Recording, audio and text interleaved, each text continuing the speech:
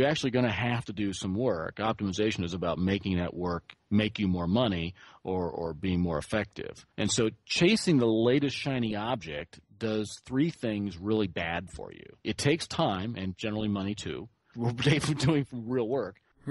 By changing strategies and tactics with each new great idea, which does nothing typically to build anything with longevity and might actually undo work that you've already done, right? You have no consistent plan that you're working on, so you really don't actually build anything longer term.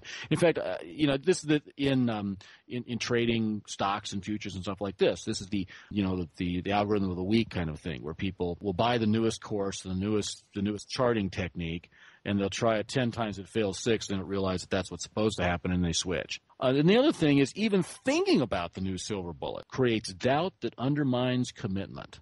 And see, that's the biggest one right there, is that if you're not committed to doing it, how well are you going to do it? You hit the nail on the head with the trading analogy. That's pretty much my niche where I come from, and we call it, the search for the Holy Grail. People are looking for that perfect entry signal that's going to get them in at exactly the right time, and every time a new Forex course or stock course or whatever course is launched, or a new trading instrument, it's designed to catch amateur investors who keep on chasing that shiny bullet, and the business for them is not about generating good products, it's just about generating new products to have the initial sell and have people keep jumping to those. And I've met more people than I could count that's the way that they operate their business. And you see it the same in, I suppose, anything to do with creating money. Yeah. I mean, BizOp is that way, and we're over here and you have the same requirement because you sell into the United States. But the new FTC rules, no longer when you say just your mileage may differ, results not typical. Now they're saying no. What you have to actually do is survey your customers and figure out what the actual typical result is. Well, and we're having a ball with this, right? In the IM space, lots of alcohol was consumed at Vegas because that's what we do there, but one of the running jokes was about how we're going to rewrite the FTC disclosure, because the truth of the matter is, if you survey your customer base in any BizOp kind of area, you're going to find that 98.9%, maybe that's too low, of the boxes do not even get opened. We actually had a very unfortunate situation at a company I used to work for, where we sent out bad discs. And we didn't know we sent out bad discs, and we only got out of 1,000 that we sent out 25 complaints. So, well, okay, so that must be those are the people that actually put the disc in the drive, right? 25 out of 1,000. There's a real number. So that's the challenge, and the thing about it is, really tough thing to get your head around, right? I mean, you must have this too, as an SEO, is that you don't know. I mean, they're going to identify themselves. They're going to self-identify if they actually open the box and take some action. And you can't know in advance who those people are. And so you still have to sell to everybody, and you just have to realize that most of them aren't going to stick. I spent 15 years, I guess, doing Taekwondo.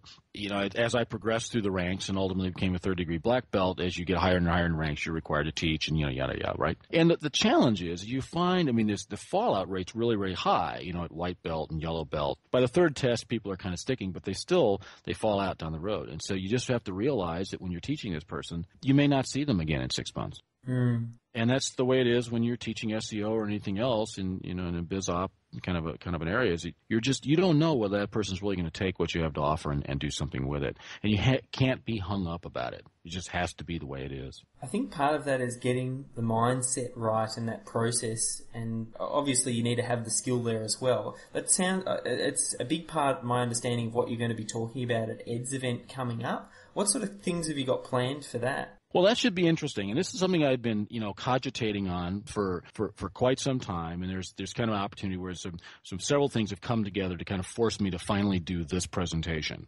And it's actually parts pulled together and then duct taped. So I'll try to actually get super glue. But so there's actually 3 parts to the talk, and the first one we talked about is mindset. And the second one we also mentioned was process.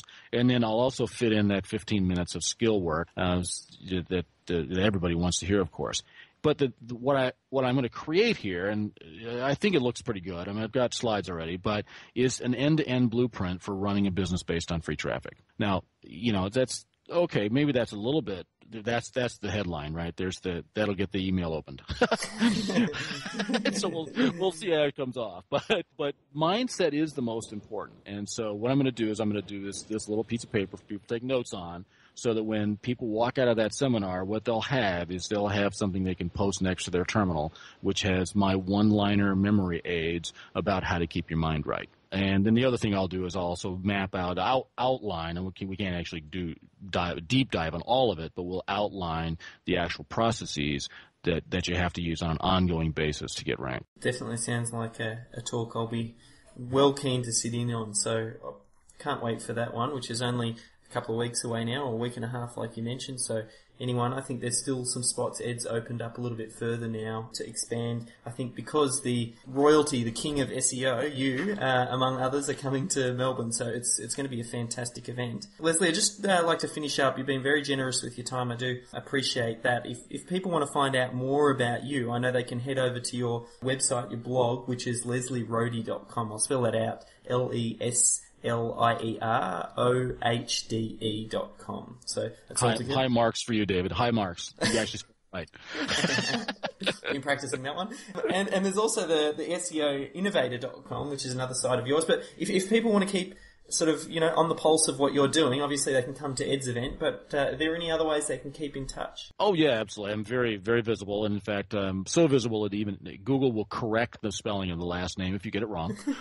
So that's very important. But yeah, the SEO Innovator kind of has, it's kind of the press kit, if you will. LeslieRohde.com. I'm more and more trying to actually blog instead of just having the site, which for a long time I'd only blog like once a month, and I'm trying to actually fix that. The SEOBrainTrust.com is where Dan Thies and I run our teaching and coaching program. And right now it's kind of hard to figure out on the site how to buy into the program because we're moving our marketing funnel around. So yeah, nothing's perfect.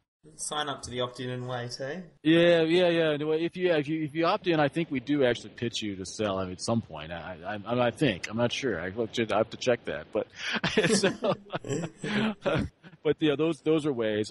You can try to contact me on Twitter, on LinkedIn. There's a whole bunch of different ways to actually find me. But LeslieRohde.com will certainly work. I try to actually read and answer all the comments on my posts. And if people Google you, of course, apart from the correction on the spelling, they'll find a whole host of ways. So again, Leslie, just like to thank you very much for your time, and I'm sure people will love it, and hope you guys have enjoyed the interview. Look forward to meeting you. Sounds good.